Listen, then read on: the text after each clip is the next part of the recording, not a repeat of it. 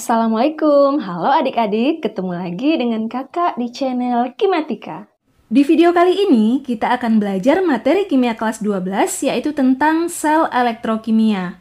Di mana pada bagian ini, yang akan kita bahas adalah sel Volta, atau yang bisa disebut juga dengan sel Galvani. Sel Volta adalah sel elektrokimia yang dapat mengubah energi kimia, yaitu reaksi redoks spontan, menjadi energi listrik atau arus listrik. Nah, untuk rangkaian selnya sudah kita bahas di video sebelumnya ya.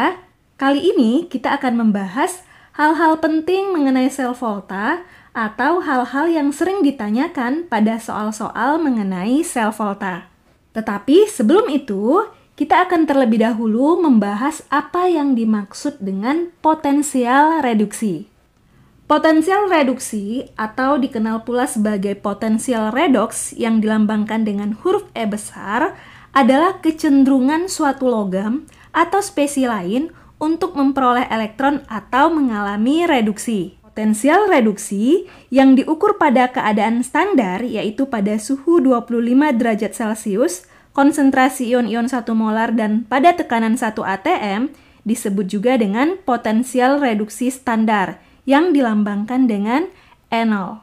Nah, semakin besar atau semakin positif nilai E0 suatu logam atau spesies lain, maka semakin mudah mengalami reduksi. Sebaliknya, semakin negatif atau semakin kecil nilai E0 suatu logam atau spesies lain, maka semakin sulit mengalami reduksi. Berarti sebaliknya ya, semakin mudah mengalami oksidasi. Lalu, bagaimana cara menentukan nilai potensial reduksi standar atau nilai E0 suatu logam? Nah, biasanya nilai E0 suatu logam itu sudah diketahui pada soal. Contoh, logam Ag pada reaksi reduksi Ag plus tambah elektron menghasilkan Ag memiliki nilai potensial reduksi atau E0 sebesar positif 0,80 volt.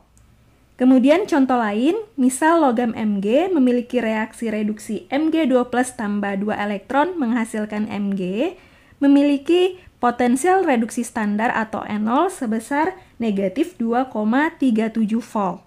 Nah, di antara dua logam ini, jika kita lihat dari nilai E0-nya, maka yang mengalami reduksi atau lebih cenderung mengalami reduksi adalah logam Ag. Oke, jelas ya. Sekarang kita lanjut lagi membahas tentang hal-hal penting yang ada dalam sel Volta. Di sini kakak akan langsung mencontohkan ya. Misal logam X memiliki potensial reduksi atau E0 yang lebih besar dibandingkan dengan E0-nya logam Y. Nah, yang pertama yang akan kita bahas adalah cara menentukan elektroda atau katoda dan anoda di antara kedua logam ini. Untuk menentukan elektroda atau katoda dan anoda, bisa kita lihat dari data E0-nya ya. Tadi sudah kita misalkan E0X lebih besar daripada E0Y. Karena nilai potensial reduksi atau nilai E0X lebih besar daripada nilai E0Y, berarti X lebih cenderung atau lebih mudah mengalami reaksi reduksi dibandingkan dengan logam Y. Nah, jika X mengalami reaksi reduksi, berarti logam Y-nya mengalami reaksi oksidasi. Nah, kemudian ingat, pada sel Volta, tempat terjadinya reduksi adalah katoda. Berarti logam X atau yang nilai E0-nya lebih besar adalah katoda yang merupakan kutub positif. Sedangkan tempat terjadinya reaksi oksidasi adalah anoda, berarti logam Y atau logam yang E0-nya lebih kecil adalah anoda yang merupakan kutub negatif. Jelas ya? Kita lanjut yang kedua, cara menentukan nilai potensial sel atau potensial listrik yang dihasilkan pada sel Volta. Untuk menentukan nilai potensial sel atau E0 sel, caranya adalah E0 reduksi dikurang E0 oksidasi. Ingat, yang mengalami reduksi adalah logam atau spesies yang E0-nya lebih besar. Sedangkan yang mengalami oksidasi adalah logam atau spesies yang E0-nya lebih kecil. Berarti E0 sel itu juga sama dengan E0 besar dikurang E0 kecil. Nilai E0 sel yang diperoleh adalah positif ya. Ini menunjukkan bahwa reaksi yang terjadi adalah reaksi spontan. Oke, kita lanjut yang ketiga, cara menentukan reaksi sel. Caranya adalah kita tulis dulu reaksi yang terjadi di katoda, yaitu reaksi reduksi atau reaksi yang menangkap elektron. Ingat, tadi sudah kita misalkan ya, yang mengalami reduksi atau yang E0-nya lebih besar adalah logam X. Berarti reaksi reduksinya adalah X2 plus ditambah 2 elektron menghasilkan X. Jangan lupa tulis nilai potensial reduksinya. Kita misalkan E0-nya sama dengan A volt. Kemudian kita tulis lagi reaksi yang terjadi di anoda, yaitu reaksi oksidasi atau reaksi yang melepas elektron. Yang mengalami oksidasi logam Y ya, karena nilai E0-nya lebih kecil. Untuk reaksinya, kita misalkan Y menjadi Y2 plus tambah 2 elektron. Nilai E0-nya kita misalkan B volt. Nah, sekarang kita tentukan reaksi selnya. Tinggal kita jumlahkan kedua reaksi ini menjadi reaksi redoks. Elektronnya bisa kita coret. Jika jumlah elektronnya belum sama, disamakan dulu ya. Kemudian kita jumlahkan reaksinya menjadi X2 plus ditambah Y menghasilkan X ditambah Y2 plus. Nah, untuk nilai potensial selnya atau E0 selnya, itu juga dijumlahkan jadinya A ditambah B volt. Berikutnya yang keempat, cara menentukan notasi sel. Nah, untuk membuat notasi atau diagram sel, caranya adalah kita tulis dulu logam yang menjadi anoda, kemudian ion dari anoda, jembatan garam, lalu ion dari katoda, kemudian kita tulis logam yang menjadi katoda. Contoh, tadi di awal kita misalkan logam Y memiliki E0 yang lebih kecil. Berarti logam Y merupakan anoda. Kita tulis Y garis atau menjadi ionnya, yaitu Y2+. Ini mengalami oksidasi ya. Kemudian jembatan garam, ion dari katoda. Tadi yang menjadi katoda adalah logam X karena E0-nya lebih besar. Kita tulis ionnya berarti X2+ menjadi logam yang menjadi katoda yaitu logam X. Jelas ya? Lanjut yang kelima, menentukan aliran elektron.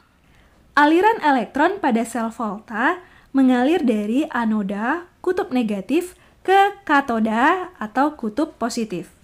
Berarti tadi kalau kita contohkan elektrodanya adalah logam X dan logam Y, berarti elektron mengalir dari anoda yaitu logam Y ke katoda yaitu logam X. Oke, bisa dipahami ya? Sekarang kita akan lanjut membahas contoh soal.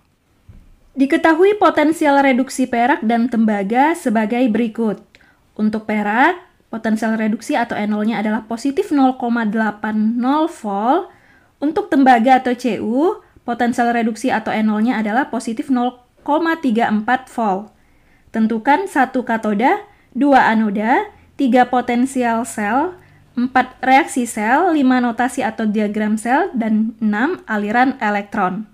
Kita tulis dulu yang diketahuinya ya, yaitu Ag atau perak memiliki E0 yang lebih besar dibandingkan dengan Cu atau tembaga. Kemudian kita jawab yang nomor 1, yaitu menentukan katodanya.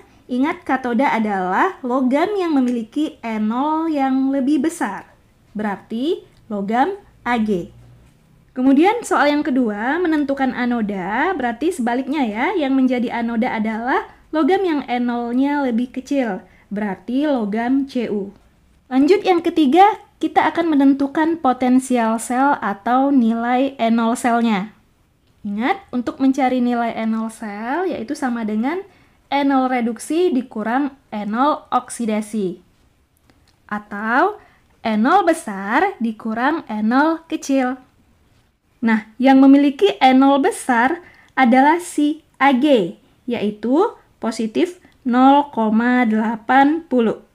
Dikurang E0 kecil atau E0-nya si Cu, yaitu 0,34. Maka hasilnya sama dengan 0,34. volt. Positif ya. Oke, kita lanjut menjawab soal yang keempat, yaitu menentukan reaksi selnya. Kita tulis dulu reaksi yang terjadi di katoda, yaitu reaksi reduksi. Tadi yang menjadi katoda adalah si Ag ya. Reaksi reduksinya ini sudah sesuai, yaitu menangkap elektron Ag+, ditambah elektron menghasilkan Ag. Potensial reduksinya positif 0,80 volt. Kemudian kita tulis reaksi yang terjadi di anoda, yaitu reaksi oksidasi atau reaksi yang melepas elektron.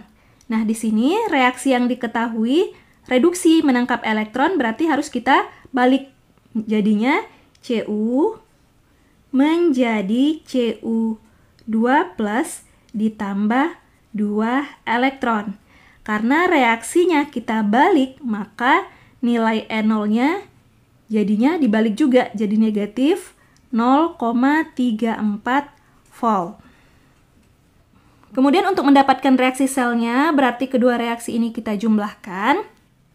Perhatikan di sini jumlah elektronnya belum sama ya. Agar bisa habis atau bisa kita coret, harus kita samakan dulu. Berarti di sini kita kali 2 koefisiennya. Nah, untuk E0-nya tidak dipengaruhi oleh koefisien, berarti tidak perlu kita kalikan dengan 2. Oke, kita coret elektronnya. Lalu kita jumlahkan reaksinya, yaitu 2 Ag+ ditambah Cu menghasilkan 2 Ag ditambah Cu2+. E0-nya dijumlahkan juga, 0,80 ditambah negatif 0,34, jadinya positif 0,46 volt. Lanjut kita jawab pertanyaan yang kelima, yaitu menentukan notasi atau diagram sel. Ingat caranya, kita tulis dulu logam yang menjadi anoda, menjadi ionnya, jembatan garam, lalu ion dari katoda, kemudian logam yang menjadi katoda. Nah, yang menjadi anoda adalah yang E0-nya lebih kecil, berarti si Cu ya tadi ya. Menjadi ion dari Cu adalah Cu2+. Jembatan garam, ion dari katoda, yang menjadi katoda yang E0-nya lebih besar berarti si Ag, ionnya adalah Ag+, menjadi katoda, yang menjadi katoda tadi adalah Ag. Berikutnya yang terakhir yaitu aliran elektron. Ingat, elektron mengalir dari anoda ke katoda. Berarti dari logam Cu ke logam Ag. Oke, semoga bisa dipahami ya. Sekian dulu untuk video kali ini. Terima kasih. Wassalamualaikum warahmatullahi wabarakatuh.